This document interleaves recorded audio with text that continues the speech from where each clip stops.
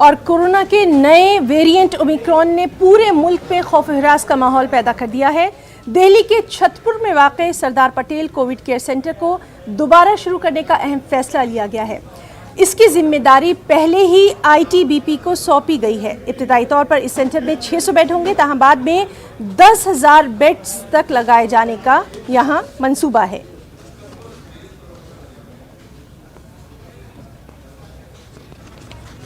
Covid के नए variant Omicron ने एक बार फिर से पूरे देश में तहलका मचा दिया है। कहा जा रहा है कि अगर तीसरी लहर आई तो ओमिक्रॉन के रूप में आएगी। इस समय हम खड़े हैं दिल्ली के सबसे बड़े कोविड सेंटर में, जहां पर आप देख सकते हैं कि दूसरी लहर में यहां पर किस तरीके से दूसरी लहर को लेकर यहां से निपटा गया था। और ये जो सबसे बड़ा सेंटर है, इसमें 650 बेड की कैपेसिटी है और साथ ही अगर जरूरत पड़ी तो इस कैपेसिटी को बढ़ाकर 10,000 बेड तक भी किया जा सकता है। यानी कि अगर तीसरी लहर आती है और अगर ओमिक्रॉन के जो पेशेंट हैं जिस स्पीड में अगर बढ़ते हैं, ज्यादा बढ़ते हैं, तो यहाँ पर जो व्यवस्था है वो पूरी कर ली गई है। सरकार की तरफ से पूरी व्यवस्था कर ली गई है कि ओमिक्रॉन के खतरे से किस तरीके से लड़ा जा सके। देख सकते हैं आप यहाँ पर जो बेड है, यहाँ पे बेडों की व्यवस्था है अस्पताल में। और साथ ही जो सबसे ज्यादा दूसरी लहर में जो मरीजों को परेशानी हो रही थी कि उनको ऑक्सीजन नहीं मिल पा रही थी, तो यहाँ पर ऑक्सीजन की भी व्यवस्था की गई है कि अगर आपको तीसरी लहर यानी कि ओमिक्रॉन के जो मरीज हैं अगर बढ़ते हैं और अगर आपको ऑक्सीजन की जरूरत पड़ती है तो आपको यहाँ पर ऑक्सीजन भी मिल जाएगी। सभी तरीका का लाइफ सपोर्ट सिस्टम भी यहाँ पर लगाया गया है, यानी कि आईसीयू की व्यवस्था भी की गई है। हम एक कह सकते हैं मोटे तौर पे कि अगर ओमिक्रॉन के मरीज भारत में बढ़ते हैं तो भारत सरकार की तरफ से तैयारियां पूरी हैं।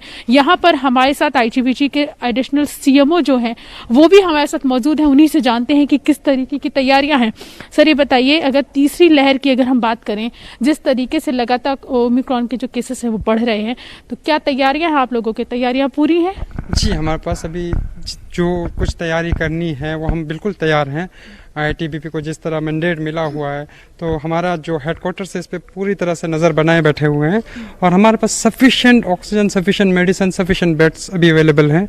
तो हमें इस ओमिक्रॉन से मतलब हम लड़ने के लिए बिल्कुल तैयार हैं।